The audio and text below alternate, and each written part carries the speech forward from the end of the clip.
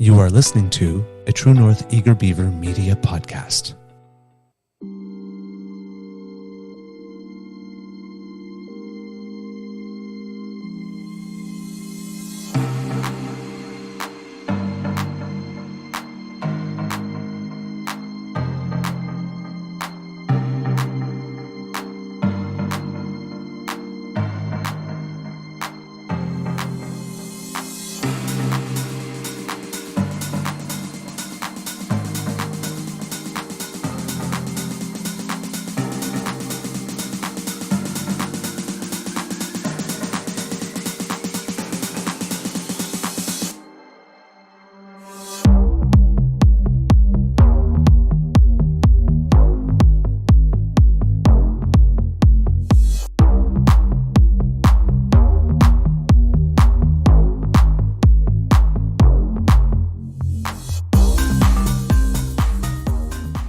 The True North Eager Beaver podcasts are proudly brought to you by our founding sponsors, the Miss V Mysteries from Corvid Moon Publishing, your source for science fiction, fantasy, and cozy mysteries featuring a broad diversity of characters.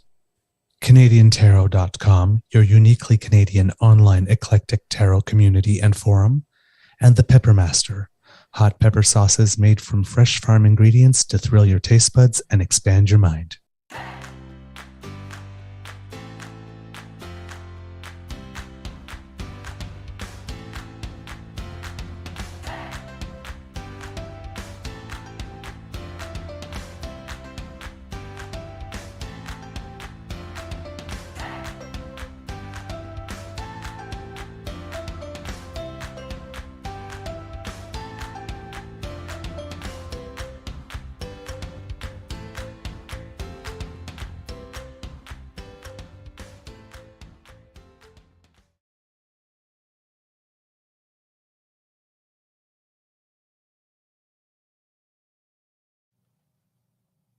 No sound.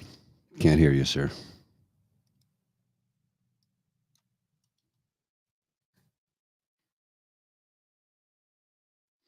Well, good morning. Well, Mr. Beaver works on his audio issue. I'll say hello to everybody. This was unexpected. We were just working a second ago. The glory of technology. Sometimes things just don't pan out. There we go. We can hear you now. There we go. Good morning and hello, kits. Turn it up a bit. Turn it up a bit. Okay, let's see. Hold on. We just did a sound check.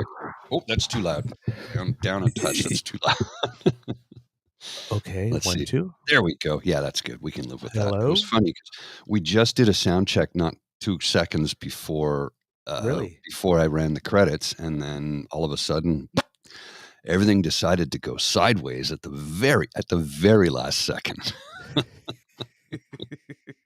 Here's a description. Here's how our morning is starting. Like, I got a video for you to describe our morning. Hang on, let me pull it up. I think this is the perfect fitting description of our morning thus far, and hopefully the rest of the day won't go like this. But let me just show you this video because I think it really describes how things just went. Let's see here. I'll just press play, and it started out, and oh, it's collapsing. Oh, it's collapsing. Oh, well, it's slowly collapsing.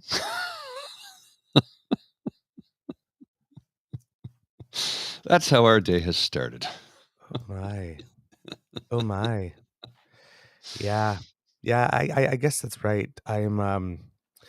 You'll have to give me a little latitude, dear kits. I've had food poisoning all night.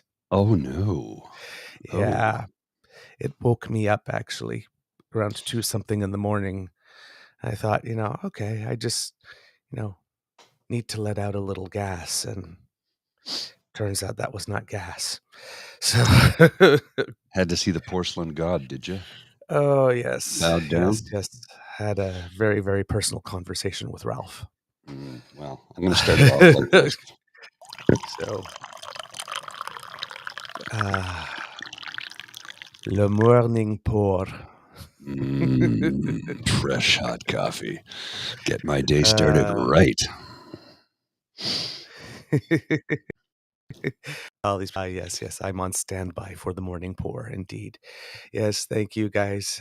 Yeah, I'm.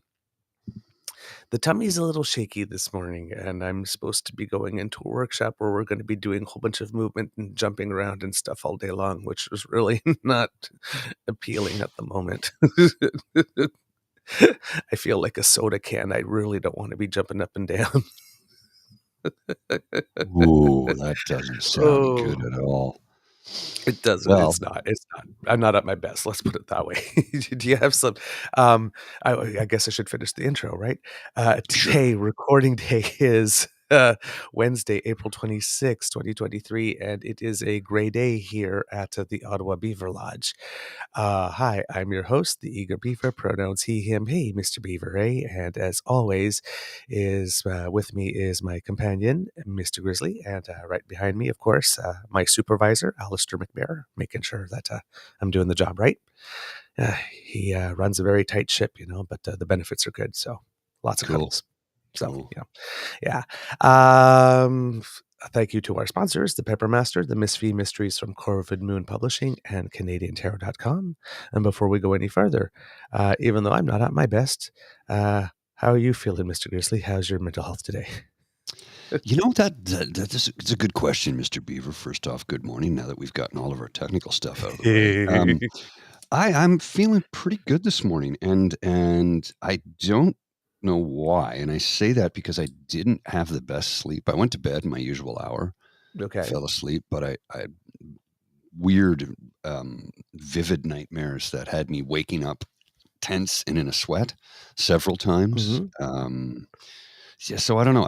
I wouldn't say I slept well, but I feel great. So I don't. Sometimes things are just inexplicable. I'm going to leave it at that. I feel great. Let's run with it. Right. Let's not question why. Let's just go, right? Go with how you feel. Exactly. Why not? When you feel Why good, not? enjoy it, relish in it, absorb it, spread it around, but carefully spread it around. Make sure you get all the edges of the bread covered. You don't want to have a big dollop right in the middle. We got to be, we need to spread it liberally, not conservatively, liberally. Apply liberally. Yes, liberally spread the joy. I've got something that just came across my feed. It was from last night, and I missed it last night, and I just caught it this morning. And I may have a bit of an explanation for everybody as to why Tucker Carlson was released so unexpectedly and suddenly. Yes, more and more seems to come out. Yeah, well, I'm going to put this on the screen. This is Anon Ops United who posted this on Twitter. And I'm going to read it to everybody. It says, Anonymous, Anon Ops United 2 on Twitter. You wanted a bombshell. Hashtag Tucker Carlson, who spent decades framing hashtag LGBTQ plus as groomers, in quotation marks, name-checking Harvey Milk's assassin in his yearbook and whipping up panic against hashtag trans people, has a thing for 14-year-old girls. From Abby Grossberg versus Fox News. March 2019, an audio clip of Mr. Carlson emerged in which he says, arranged marriages between adults and children are, in quotation, not the same thing exactly as pulling a child from a bus stop and sexually assaulting that child. The rapist in this case has made a lifelong commitment to live and take care of the person. So it's a little different. And B, sex workers are, in quotation marks, slutty and pathetic. And C, women are, in quotation marks, extremely primitive. They're basic. They're not that hard to understand. And D, in response to a story about girls at his 14-year-old daughter's boarding school experimenting sexually with each other, Mr. Carlson opined, if it weren't my daughter, I would love that scenario.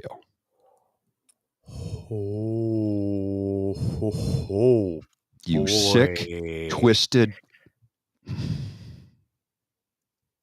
He's gonna pay for that one.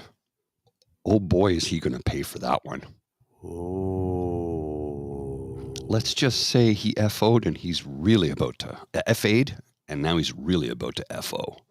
Because man, oh man, people are going to be all over that one. And his conservative base of racist white supremacists, a lot of them do not take kindly to that kind of talk. Now, some of them are very much into it, as we've seen lately when they say it's not not drag queens who are grooming children. It is pastors, conservative members, police. We've seen all this. This is not news. We know this. But when it's the pastors and all that kind of stuff, then they're quite okay with child marriage. Yeah. They're quite okay. He is going to pay for this one dearly from both sides. Sides. I like quotation marks quotes there. I like the. In this case, the rapist has made a lifelong commitment to raping one single person. What a sick, twisted individual. Is a monogamous rapist? So it's better than? Yeah. So like the guy in we were talking about the movie Room the other day, right? So the guy in Room is, he lodged them and fed them, so. Yeah. So you know who else used to lodge and feed people? About 150 years ago? Slave owners. Come on. Oh, and he's actually tried to defend slavery by saying, they got free room and board. Free room and board. They were well taken care of. Yes.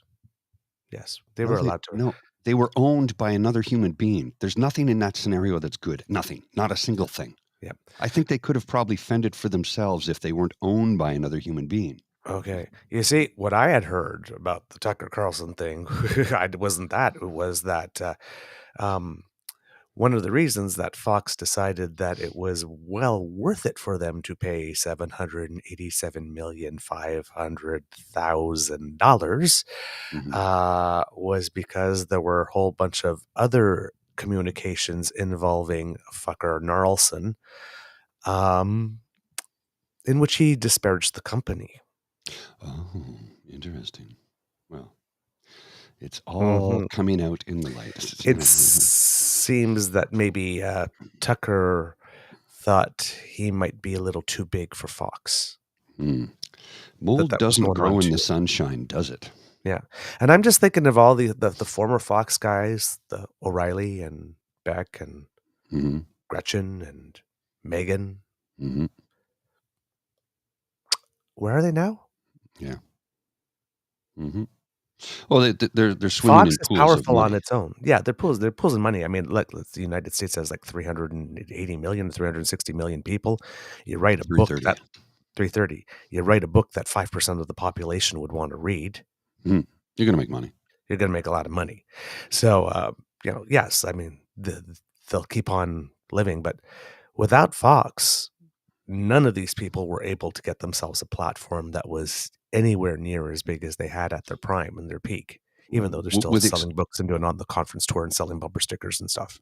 With the exception of Megyn Kelly, who had a short-lived term on NBC. Yep, but until she went about, oh no, it's okay to go wear blackface. Like, what? Yeah. No, you're gone. Yeah. Bye. They were given chances. Oh yeah, multiple chances. But they just weren't able to bring their following. No. They stayed with Fox because it's not the personality. Yeah. Well, Tucker's about to get his comeuppance, and I am here for it. Like, get the popcorn, kids. Get the wieners. Let's have a weenie roast and some popcorn. We'll make s'mores. We'll drink whiskey and Guinness. We'll drink coffee. We'll dance a jig because this is going to be sweet. Yeah. This is going to be so sweet. Now, it's not going to happen overnight. It's going to take some time, but he's about to get his. I see from Getting Sauce, the podcast. Hello, dear friend. How are you? If Murdoch was smart, he'd pay out Carlson's contract over the prescribed time. Apparently, they paid $20 million. Oh, yeah. They were apparently in discussions to renew his contract up to 2029 when he said last Friday that he'd see everybody again on Monday. Oops. Maybe in his dreams. Yes. We have our friend, our friend Kit, your old pal Jake here. on it. Oh, So yes, yes. we need to have you on, dear friend, because there's lots going on. Well, And we need our American friends to come and let, talk to us. let's see, Jake, if you're free Friday morning, because I work from home on Fridays. So, Tuesday, Wednesday, Thursday. I was in the office on Monday this week, but I'm in the office, so we've only got about 45 minutes roughly. But Friday, we can go for a couple hours. So if you are free Friday morning, good sir, please join us. We'll have a healthy, hearty, happy conversation about this. And there's lots going on, right? Because the E. Oh, Jean yes. Carroll case is going on, and Fonnie Willis down in Georgia has stated that she already has some charging decisions made, but things are going to be announced in the next session of court that starts July 11th and ends around September 14th. So we'll probably be finding something out more there. And I mean, meanwhile, in the background, they are still looking into the inauguration committee. Oh, yes, And yes, and there are things going on in other states, civil and criminal. So it's and not only for him, but for a lot of his friends as well. And the Supreme Court seemed like it was temporarily chastened on trying to ban the abortion pill coast to coast to coast. Yeah. I mean, they're still going to try at it later, but Of course. it seems a little hot now, so they decided to take their foot off the gas. And a Supreme Court justice has just casually sidestepped an investigation to come to speak to Congress about ethics at the Supreme Court. This is There's a lot getting to talk interesting. about. Yeah, we There's need to have lots you to on, talk Jake. about. Friday morning, my good sir. Yes. We'll connect on that. And while all this is going on, President Biden announced that he's going to be running again, Which was unexpected. Honestly, I did not see that coming. You didn't? I really didn't. No, because knew of because of his age, and I Yep. thought he was going to hand the reins over to Kamala Harris, but guess not. Yeah. But he's what, for all the scrutiny that he's faced and all the stupidity that is thrown at him, he's accomplished a hell of a lot I know, in his tenure. And they keep on trying to talk about his age. It's like, dude, have you seen what he's just accomplished? Yeah. Which one of so who would be his big opponent? Let's say hypothetically Trump. Trump, who is addicted to Adderall, wears a diaper, didn't start work until noon. Did you know that when he was the president? He did not come down to the office until noon every day. He had executive time in the morning. Basically, he had to get somebody in to spray tan him, fix whatever that thing is that lives on his head, and change his diaper. Noel Casler, if you follow Noel Casler at Noel Casler Comedy on Twitter, he worked with Trump on The Apprentice. He's letting all the dirt out. He knows where all the bodies are buried. So he just puts out little tidbits, and it quickly sort of disappears, and Trump never challenges anything he says. That's telling. Indeed. I have something else here for you. I'm sure you probably are aware of this, sir. I didn't get a chance to talk to you about this, but this is two things that provincial premiers are doing right now with our money. Okay. So the first one, I'm going to put this on the screen. I'll read it out for the kids who are listening. And one is with Daniel Smith and the other is Doug Ford. So let me just pull this up right now. So what's happening? Well, Daniel Smith just bought Calgary votes with $330 million of Calgary's money. Quite the trick. And Doug Ford just bought himself what will amount to be a private police force because the kids he's paying tuition for and dropping education requirements will know that they owe him their jobs and their pay. Yep. Let's get into that with Danielle first, shall we, sir? Are you aware? Right. Did you read about that? Yeah. Yes. I watched the Edmonton hockey game last night. I didn't get to see it. Was it good? I was so tired. I had to go to bed. Yeah. There was no doubt that Edmonton was winning that match all the way through. What was the final score? I haven't even checked the headlines. The sports I believe 6-3, if I remember correctly. Nice. And even though LA kept on trying to close the gap, Edmonton never let them. They just kept on scoring another goal. And what's that series is what, 3-1 for Edmonton right now? 3-2 now. 3-2. Okay. Yeah. They were trailing 2-1 when they did that 3-goal come from behind, 4 goals in a row. Oh well. So in the last 13 goals have been 10-3 for the Oilers. Wow. Connor McDavid. All right, that's it. We're winning this. Guys, get on my back. I'm taking this. It was Draisaitl in that match 2 days ago. Well, I mean, they're a great just team. did all the lifting. Yeah. Speaking of NHL, I learned an interesting fact just the other day watching a documentary. I didn't know this. You know, the last time a team of all Canadian players won the Stanley Cup was just all 100% Canadian players on the team. 1920s? No. 1974, the Philadelphia Flyers. Because after that is when Swedish players started joining the league, and then players from the Czech Republic and so on and so forth.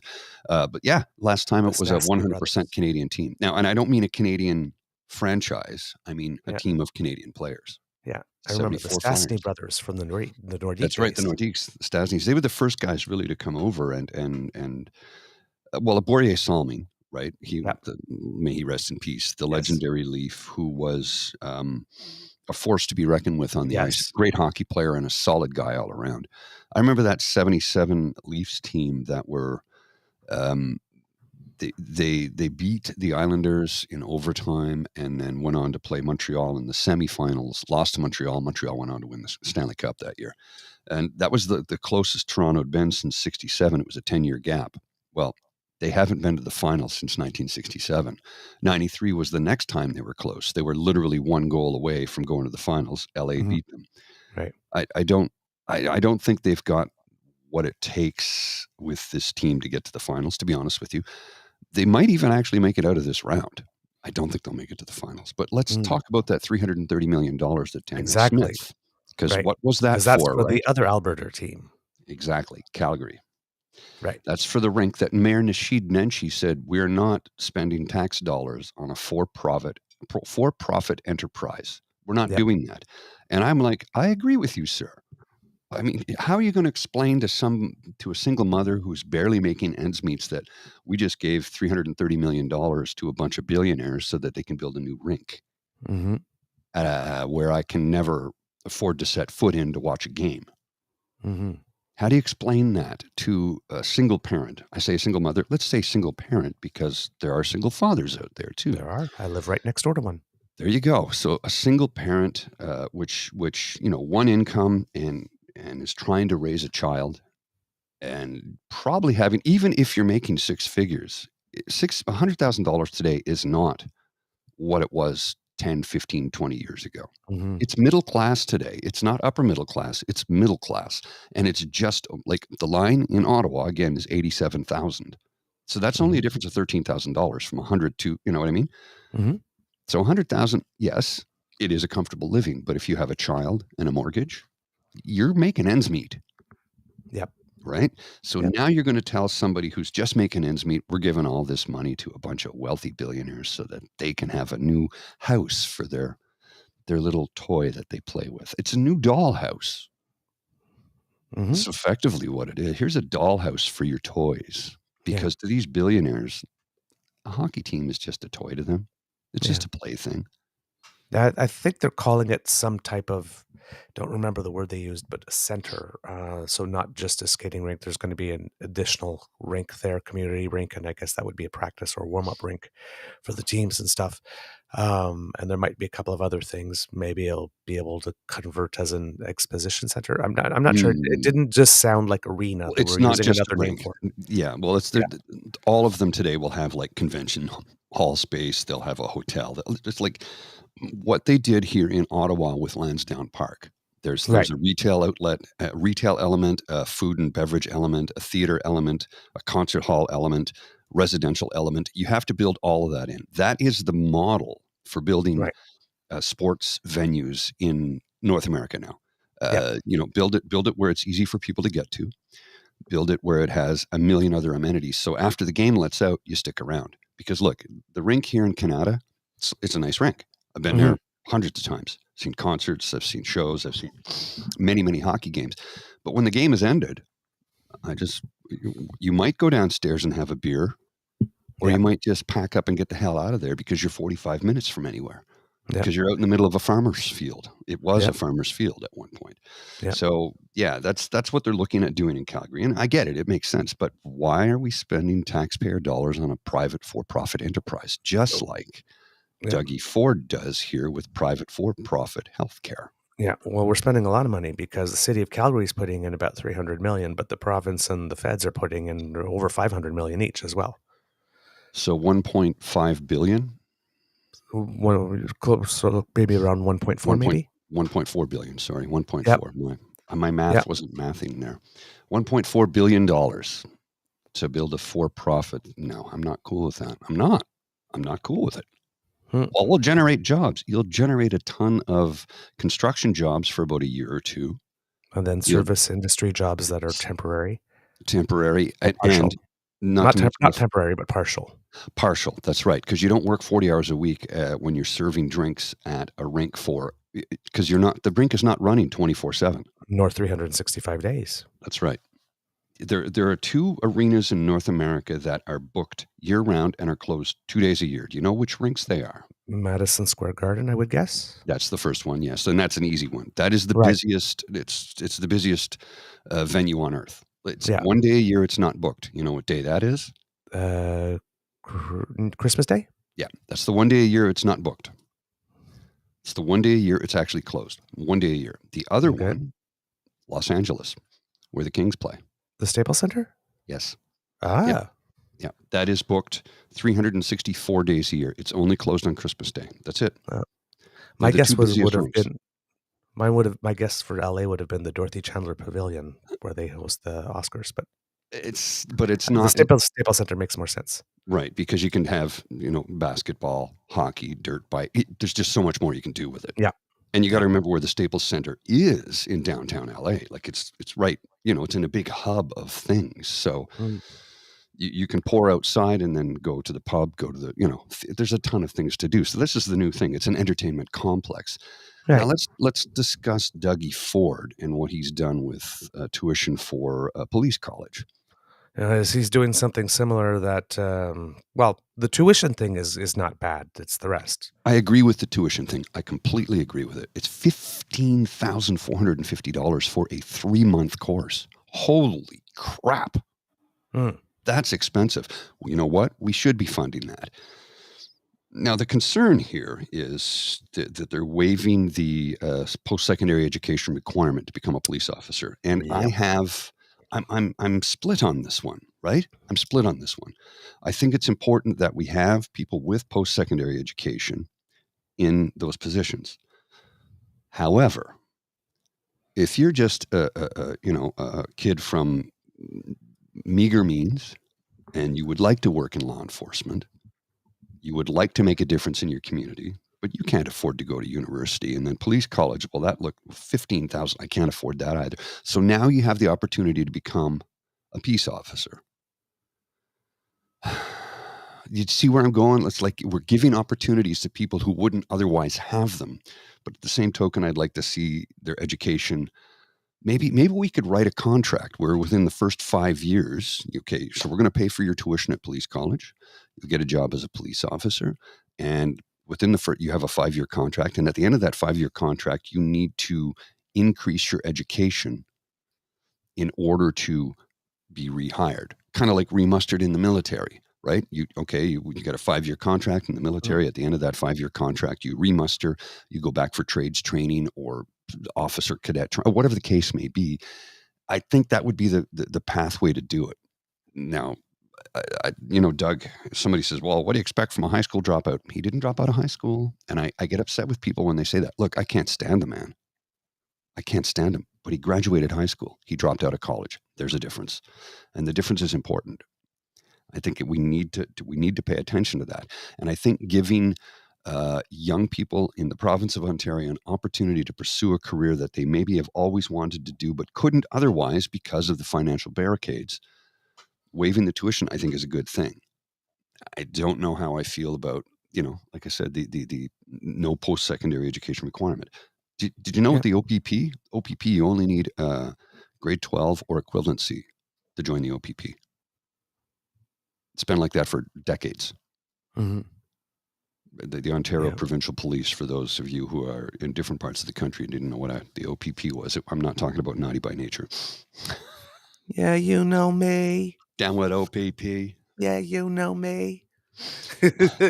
And that seems to be a thing that's going on, because in Alberta, they're doing the same thing with regard to EMS teams, where they have rules, like, for example, depending on the severity of the case, they have 3 levels of emergency responders, and one level is for the absolute, like, major things, so, like your heart's about to explode or something, right? And there were rules about the people that can be on the team for those types of cases as well. And it seems that in some of the cases, in order to, I guess, increase those types of services, they're allowing people with much less training, like a few weeks training as opposed to 15 weeks training, be in the main room, still with someone that has the highest level of training. Right. But from the assistants that will be there that have lower levels of training, they're really lowering. Really lowering the bar. Yeah. And but now it's 2 people instead of 1, I think, or something. But I mean, they still, just the people that are in the main positions have 2 years extra education, 2 or 3 years extra education. The people that are in the second tier have about a 15-week training course. The people that are just doing basic clavier things, right? I understand that allowing people that have just the first aid with basic things into the room when something major is going on with someone that has that 2 years experience allows for more flexibility, but you still have 2 people that only have a few weeks training. Yes. And look, let's be honest. Training is one thing. And the best way to train for any position, when it is a hands-on position, is to do it. You learn by doing, right? That's very traditional. Right. But you do need to have a mentor or a guidance counselor, for want of a better term, to be with you at all times. And I love what Saucy Sea Witch Rhiannon's saying here. Being a college dropout shouldn't be used to shame either. It's discouraging to others who have done that, and it makes people feel like they can't go back. And I completely agree with that too. Again, I'm not shaming Doug for dropping out of college, but I get mad when people say he's a high school dropout. No, he isn't. Facts are important. He dropped out of college. He was going to be successful from a financial standpoint, no matter what, because he was born into wealth. So, your pathway is laid out for you. But for those of us who may have had to drop out of college or university for, be it financial reasons, maybe a mental health reason, maybe a familial reason, something in the family has taken place, an illness, there are a million different reasons as to why somebody leaves. Maybe they get in there and discover this wasn't for me, and they can't change course, so they have to go away, and then maybe they can come back. There's a million reasons to quit. Maybe your lifelong dream of being, say, a marine biologist turns out to be, wait a minute, I don't like this at all. I have colleagues that I work with that do not work within what they studied at all. They don't do what they studied for. And yeah, exactly. You too. They don't do what they studied for because what they studied for, realize, I do not want to do this for the rest of my life. This bores the hell out of me. And most of my colleagues with post-secondary education degrees, graduate degrees, masters, have said that. None of them work in their field. None of them work in their field because their field, they found out, this is not what I want to do. So there are a million reasons why people leave, and we should not shame them for it. Yep. I ended up working in my field, but the first thing that I studied was not my field, and I had a 4-year scholarship, and I hated it, and I left. I just there you hated go. it. Well, yeah, and look, that was covered, but it was like, I can't do this. Nope. I was 2 months in, and it was like, no, this is not at all what I thought it was going to be. Well, and this is the other thing. We don't know what it's going to be until we get into it. And then we discover, whoa, hold on a second now. This is not what I thought it was at all. And I've had that with courses I've taken. They tell you about the course, and I sit down to take the course, and I'm like, okay, this is great and all what you're teaching, but without getting into the nitty gritty, I'm not actually allowed to do that in my job. Yeah. Right? I'm legally not allowed to do what you're suggesting.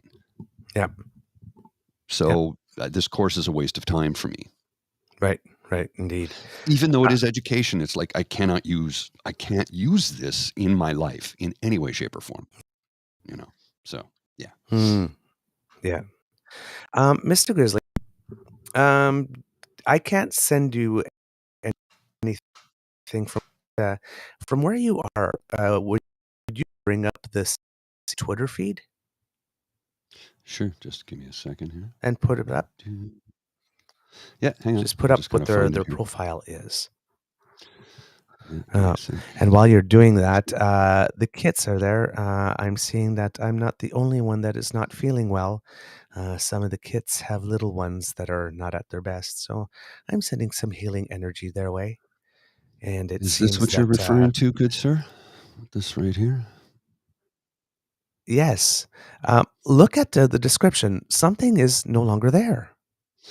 The official CBC Twitter, bringing you the best of Canada. Huh. What's not there? It doesn't say government funded anymore. Yeah. I wonder why that is. Yeah. About 2 days after Daddy Lonnie put it up, it was taken down. Wonder why that was. Very, very quietly. Take it down. No fanfare, no commentary. After the love has gone. Oh, I wonder what happened. Did Daddy Lonnie and Pee-Pee have a falling out? Did Pee-Pee realize it was an in-kind campaign donation worth like tens of thousands of dollars? I also and wonder. Maybe backtracked. I wonder if Anonymous dropped the dime on PP to Elon to say you might want to distance yourself. I'm just asking questions. Very interesting question. I think so. Skeletons are coming out. Well, and as David Wallace has recently mentioned, PP's about to find out. He's about to find out. I'm loving all this. the dirt's there. I know what the best part is, right? No, but next election isn't to 2025. So. Yeah. We got like 18 months. It could be 18 months of a slow drip, drip, drip, drip, drip. And then the floodgates open. I'm such a happy beaver. This just in. I have video of Pierre Poliver's campaign and what's happening to it. And it looks like he's about to take out the PPC at the same time. And he did. Oh, no. He took them both out. Yeah, there we go. There's a graphical representation of what Pierre Poliver is happening to him, his life, his political future. Who knows? Yeah, like Sassy says, Pierre done fucked up. Mm-hmm. I've had a lot of caffeine this morning. Can you tell me? Yes. I'm very wound up today. I can. Yeah, you've got springs. Yeah, I do. And like I said, run with it, because when it happens, you don't know. So let's see. Did I see Pink's reply to Stu Peters' comment? No, I have not seen it. I've been looking for it and I haven't seen it yet. If you have that, Ellen, please DM it to me and I'll throw it up on the screen. Let me just see if I can. I'll put it in I'll look for it and see. Pink. Okay, I've got a couple of other things, if you don't mind. Yeah, go ahead. It appears that May 6th will be the date of the big coronation of, I guess, King Charles. According to Angus Reid, it seems about 60% of Canadians are not particularly keen on swearing an oath or putting him on the money or recognizing him as the head of the state. And about 41% said they don't care at all about the event. So, yeah. I know we had a discussion the other day about how complicated it would be to become a Republican. All the stuff that could happen with it in terms of, when we reopen the Constitution that way, if we were to do it, and it just doesn't seem all that worth it. But it also seems that many people have just completely checked out. the love for Elizabeth has most definitely not transferred over. So there you go. That's according to Angus Reid. And the big international news at the moment is what's going on in Sudan. There are two factions fighting each other at the moment. And well, it's going pretty badly very quickly. There are at least 450 dead, at least 4,000 injured. There's about 1,700 Canadians in Sudan that are registered with Foreign Affairs. There'll probably be more. According to Minister Joly, the staff at Foreign Affairs have spoken with or to each and every one of them. Thousands of people are fleeing. Most aid groups have suspended activities, which is only going to exacerbate the humanitarian crisis because that's the part of Africa that's been in a multi-year drought at the moment. We've managed to get some of our consular services staff out. That's good. Now we've been helped by the Germans, who helped get 58 of our diplomats out. It seems all countries are working together. Canadians have I believe a CF-17, I think it is, one of the heavy transport planes in Djibouti, and it seems that it might have been helping other nations get people out. Apparently, a recent flight path showed that it flew from Djibouti into Italy. So Germans have been helping us get out. It seems that we've been helping some Italians get out. But we're at least 11 days of violence between the Sudanese army and a paramilitary group there. So it's a power battle between rival generals that's going on at the moment. They do have a ceasefire that seems to be holding in certain areas, but yeah, it's kind of just flared up, and it's a region that's been having trouble, Sudan and the nation of South Sudan, over the last several years. And in Sudan, things have been flaring up and abating, but this was a particularly big flare up. I mean, if people are feeling that they have to flee. It seems that getting people out is a little more complicated just because of the geography in the other nations. But for example, Saudi Arabia has been helping us as well. There are other people that got out by a convoy that traveled over the hundreds of kilometers through land, and they were ferried out of the South Arabian on a South Arabian naval ship out of the port city of Jeddah. So everybody seems to be working together, and we hope that the ceasefire can hold and can try to get back to some semblance of calm, so at least people can still get fed, because there's starvation is a real probability there. I have the reply from All right. Pink to Stu Peters. It's really tame too, like seriously tame by Pink's standards. She really could have went for his throat, and she was a little bit more polite and just said, "Oh, Stewie, you've got too much free time, clown."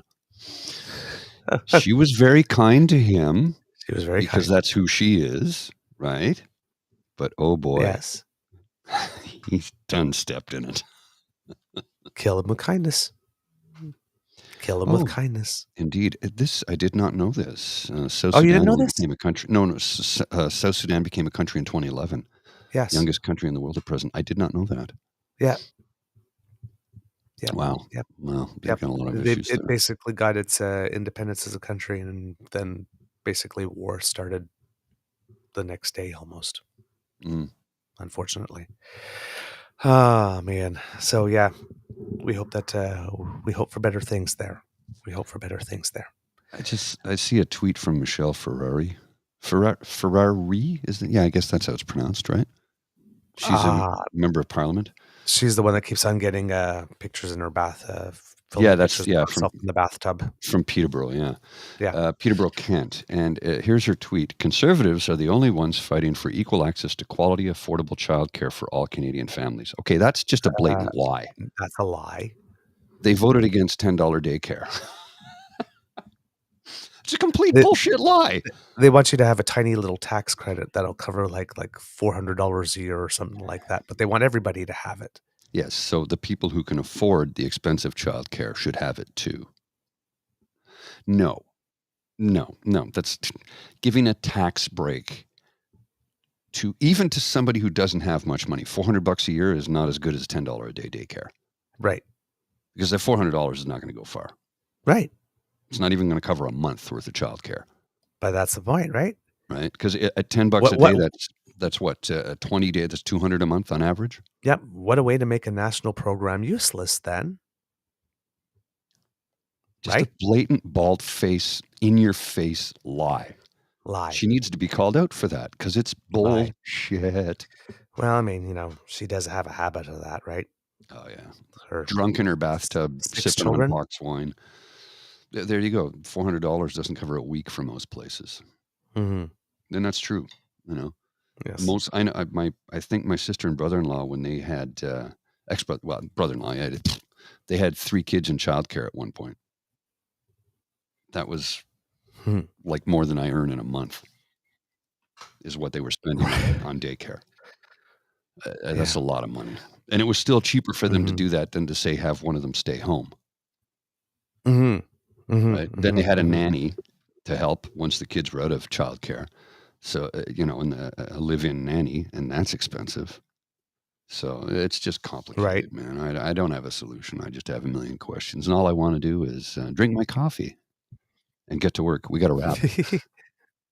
Oh, we got to wrap. All right.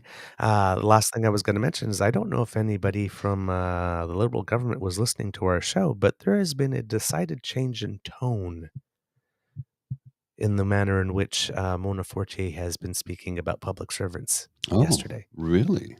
Yes. Now when they're talking about the negotiations, those little snide little comments that are slid in seem to have disappeared, and it seems to be a little more collegial.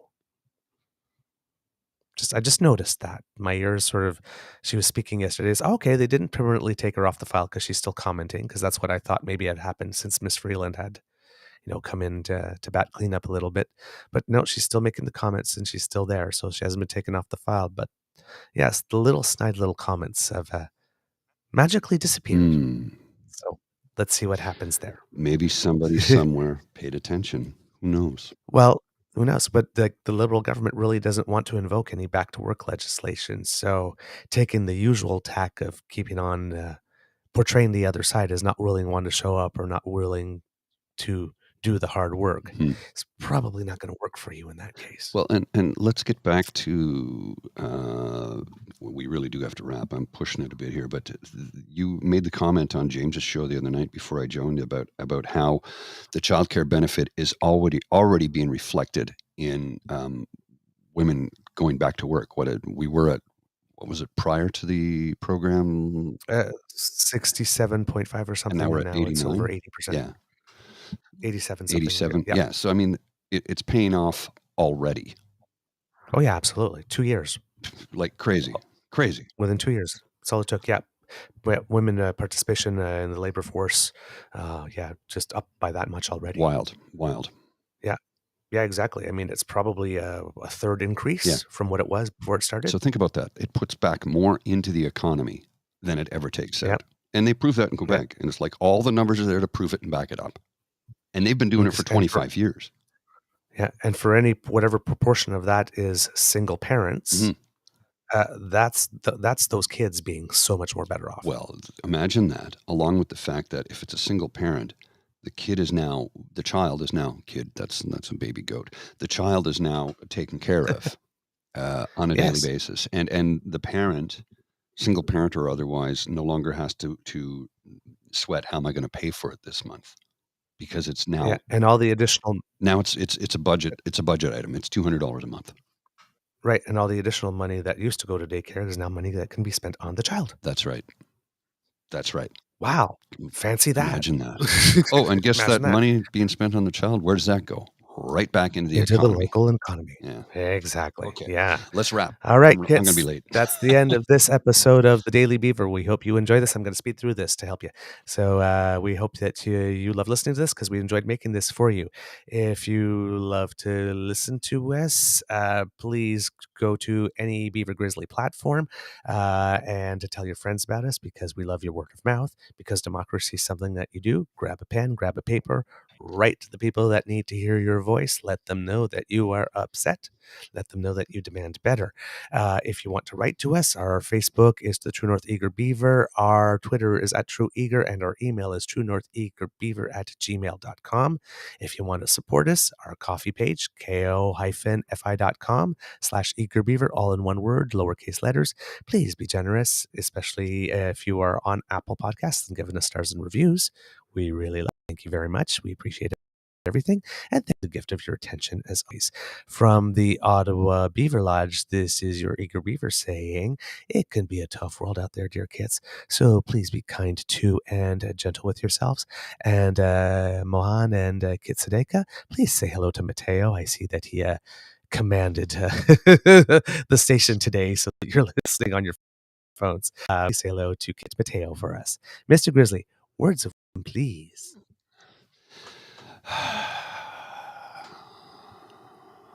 You know what? I'm drawing a complete blank today. I literally am drawing a complete blank. Sigh is... What's that? That sigh is a good word of wisdom. It's a sigh of relief. I can tell you that. It is a sigh of relief. Just to give our kids an update, our old pal Jake did say yes for Friday. So there you go.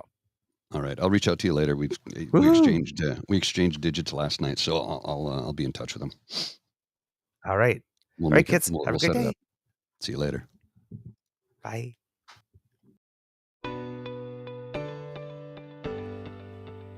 You are listening to a True North Eager Beaver Media Podcast. The True North Eager Beaver podcasts are proudly brought to you by our founding sponsors, the Miss V Mysteries from Corvid Moon Publishing, your source for science fiction, fantasy, and cozy mysteries featuring a broad diversity of characters.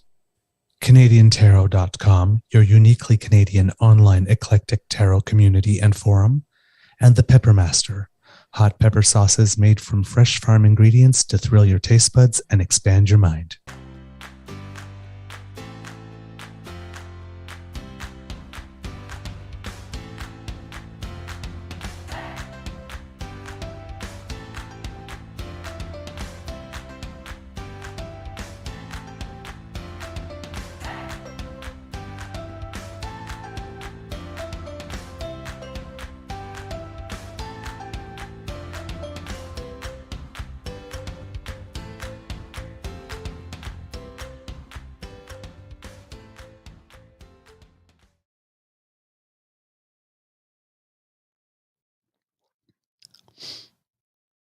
You've got your emotional support bear? I'm with the boss. Apparently I'm going for my performance report later. Oh, okay. I saw a thing from Brent Terhune. He's a comedian, stand-up comedian. He does a caricature of an extreme right-wing conservative, and he always has an emotional support beer.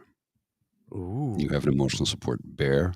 I'd like an emotional support beer. I have 2 emotional support bears. True. This is true.